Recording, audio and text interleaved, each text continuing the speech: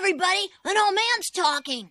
Welcome to Nerd Thoughts. I'm Old Guy and here are my thoughts. Today we'll be talking about superhero hot takes. And for this, we're going to be sticking just to superhero movies. My first hot take, Thor isn't worthy. To wield Mjolnir, you need to be worthy. Time and time again, they've showed Thor is absolutely not worthy. That was actually the theme or the story of the first movie. Let's go over some of the things that makes Thor not worthy, because it has nothing to do with strength, but everything to do with character. That's why Captain America can wield Mjolnir. And Jane Foster. Let's talk about him just being a general bully. He bullies Starwood to make it look like he is the leader of the Guardians of the Galaxy, and he does this through intimidation. He intimidates Captain Marvel by using Stormbreaker, by actually having a weapon fly close to a woman's head to test to see if she'll react, and then tries to make it all cool with, I like this one. It's about your character. It's about how you react to situations when you're down. Look how Captain America handles situations when he's down.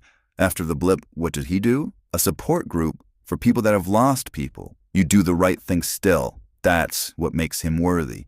Thor didn't. He just basically became a glutton day drunk that played Fortnite and yelled at little kids online, while other people basically took care of him. He just sat in a room, didn't have a job, didn't do anything. And then let's go into the worst of the worst. In the first Avengers, he comes and tries to take Loki. He doesn't pow out with him and say, hey, I'm taking my brother, but instead he gets in a fight with him and literally tries to kill Tony Stark by bringing down lightning that almost kills him for doing the same thing anybody else would do. This is also the guy that needs constant reassurance that he's the strongest Avenger. How is this guy worthy? The only thing I can think of is that he adopted a kid at the end of Love and Thunder.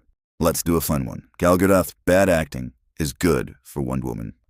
And why do I say that? She's more beautiful than 99.9% of the world. She's physically more powerful than basically everybody besides Superman. She's immortal. She's intelligent. She's better than everybody on the planet other than maybe Superman. And she's been around us for a long time. And she has to interact with us every day. Understand that the average human is a moron fat loser compared to her. And we all know what it's like to go to work and have to deal with the idiots that you have to deal with. And you can't yell at them and you can't treat them bad because then HR comes down on you. So when she's navigating the world and she's saying things like, you can be whatever you want to be, it feels like she's forcing herself to be a good person. Here I am, better than you in every way, fixing your shit every day. I've been doing it for decades now. It's getting kind of tiring. And us as a viewer, we just are looking up at the screen at this gorgeous goddess thinking, I get it. It's gotta suck for you. So you're just pretending to be the good person that you really are trying to be. The third and final hot take, the no-kill rule. You hear people complain about the no-kill rule from movie to movie, basically mostly between the Batman movies and the Superman movies. It actually has to do more with the world than the character. Take Adam West's Batman. Understand in that world, blunt force trauma doesn't exist. Punching out teeth doesn't exist. People would die left and right if that was the real world. There'd be brain hemorrhages. You would have accidentally hit somebody the jugular with a batarang and made them bleed out. It doesn't exist in that world because they've removed it. And Batman can operate in that world where it doesn't kill people. This is true of the Batman animated series Batman as well. That Batman would have killed hundreds of people as well if blunt force trauma, bleeding out, actually mattered. So when you then take it and compare it to the Christian Bale world Batman, a more realistic, grounded in reality version, yes, he's killing people left and right. But in the essence of who Batman really is, he would be punching people to death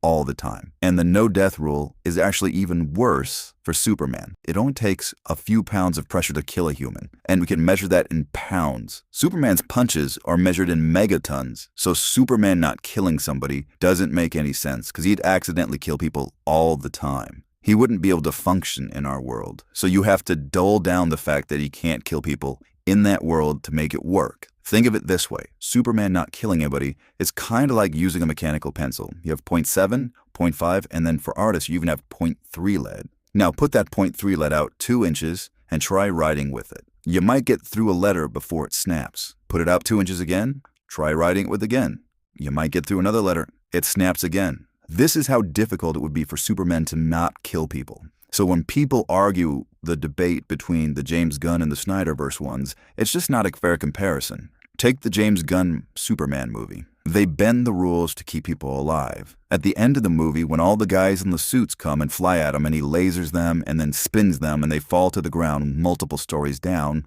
They grab their heads and they moan and they show that they're not dead. But understand, the world has been bent to make it so that they aren't. This is kind of like Saturday morning cartoons with like G.I. Joe. The missile's going to the vehicles, but the people jump out before. No one dies in G.I. Joe, even though they have laser guns and missiles. You've set that world up so people can't die.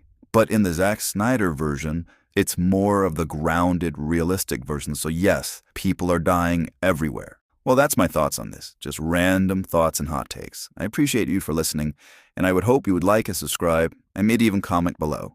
Thanks.